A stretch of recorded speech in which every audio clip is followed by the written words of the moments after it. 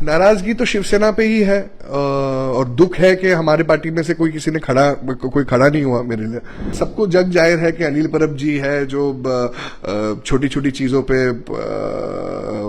राजनीति करते थे, और इस चीज के बारे में मैंने उद्धव जी, आदित्य जी से भी बात की, मगर उस पर कुछ एक्शन नहीं हुआ।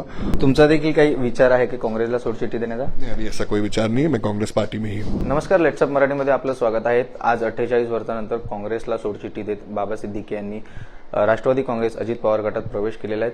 ते त्यांचे आपल्यासोबत जिशान सिद्दीकी देखील आहेत। त्यांच्याशी जाणून घ्या नक्की काय सांगाल सर, आज तुमच्या बाबांनी पक्षप्रवेश केलेला आहे।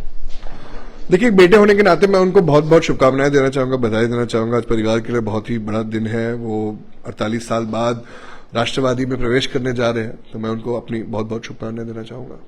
आज आपल्या कार्यालयात देखील अजित पवार असतील, प्रफुल्ल पटेल असतील, अनेक नेते आपल्या कार्यालयात आले, काय नक्की भावना आहे? देखिए, ये उनका बड़प्पन है। हमारे आदरणीय honourable deputy chief minister Ajit दादा, प्रफुल्ल पटेल जी, सुनील तटकरे जी, सारे मंत्रीगण, उन सब का बड़प्पन है कि वो अगर मेरे ऑफिस आते हैं, एक मेरे मतदार संघ में कार्यक्रम अटेंड करने जा रहे हैं, तो मेरे ऑफिस में वो आए, हमारे साथ चाय कॉफी पिए, तो ये हमारे लिए एक गर्व की बात है। क्योंकि इससे पहले तो जब हम अलायंस में थे, तो इस ऑफिस के थोड़े दूर कार्यक्रम होता था और हमें उससे का न्योता भी नहीं आता था, मुझे न्योता नहीं आता था लोकल एमएलए होने के नाते। शिवसेना के साथ जब हमारी अलायंस हुई थी, तो तब बहुत दुख होता था। तो ये दुख हमने अपने पार्टी के लीडर्स को जाहिर भी किया, और आज खुशी है कि उनको करने की कोई जरूरत नहीं थी, पर ऑपोजिशन में रहकर भी वो मेरे मतदार संघ में आए, तो वो मेरे ऑफिस में ठहरे, मेरे से बात की और फिर गए आगे, तो ये बहुत अच्छा लगा मुझे। जसं आपण सांगताना आता सांगितलं की तुमच्या मतदारसंघात अनेक कार्यक्रम व्हायचे सरकारी, परंतु तुम्हाला आमंत्रण देखील नसायचं। नक्की नाराजी कोणावरती आहात तुमची? नाराजगी तो शिवसेना पे ही है और दुख है कि हमारे पार्टी में से कोई खड़ा नहीं हुआ मेरे लिए।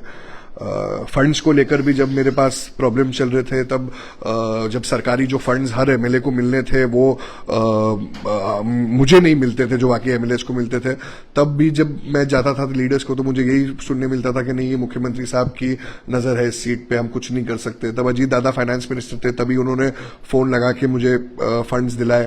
तो ये चीजों पे दुख है, मगर अभी क्या कर सकते हैं। की शिवसेनेचे कोणते जे नेते होते त्याच्यावरती तुमची थेट नाराजगी आहे? ऐसी कोई स्पेसिफिक नेता नहीं है, मगर सबको जग जाहिर है कि अनिल परब जी है जो छोटी छोटी चीजों पे राजनीति करते थे, और इस चीज के बारे में मैंने उद्धव जी, आदित्य जी से भी बात की, मगर उस पर कुछ एक्शन नहीं हुआ। और ठीक है, मैं तो अपना काम करते आ रहा हूँ और करते रहूंगा। असं आत्ताच पाहण्यात येत आहे की ईडीच्या कारवाईमुळे अनेक नेते देखील पक्षप्रवेश करताना पाहतात। तर आपल्यावरती असं काही तर अजून तरी काही नाही, पण तरीही पक्षप्रवेशाचा देखिए, ये बिल्कुल भी सच नहीं है। अगर कुछ है ही नहीं इस पे बोलना, इस बेफजूल है। और मुझे लगता है मेरे पिताजी ने सबको बताया कि उनको क्या दुख हुआ है, इसलिए उनको पार्टी छोड़ना पड़ा, और मैं तो पार्टी में हुई हूं, तो मैं क्या बोलूं। अजितदादा आपल्या कार्यालयात भेट देऊन गेले। अजितदादांनी काय तुम्हाला पक्षात येण्यासाठी काही सांगितलं? ऐसा कुछ नहीं हुआ। अजीत दादा आए, मुझे बहुत अच्छा लगा कि अजीत दादा मेरे कार्यालय आए। मेरे कार्यालय का जो एक अभिमान है वो बढ़ गया। और पहले तो जैसे मैंने कहा कि हमें कार्यक्रम में नहीं बुलाया जाता था जब हम रूलिंग पार्टी में थे, तो अब तो ऑपोजिशन में आ रहे और डिप्टी सीएम हमारे कार्यक्रम में आते हैं, तो हमारे लिए सौभाग्य की बात है, और मैं उनका बहुत बहुत धन्यवाद देना चाहूंगा। तुमचा देखील काही विचार आहे की काँग्रेसला सोडचिठ्ठी देण्याचा? नहीं, अभी ऐसा कोई विचार नहीं है, मैं कांग्रेस पार्टी में ही हूँ। तर हे होते जिशान सिद्दीकी यांनी अजून देखील काँग्रेसला सोडण्याचा काही विचार नाही केलेला आहे। मी श्रीकृष्ण आवटी, लेट्सअप मराठी, मुंबई।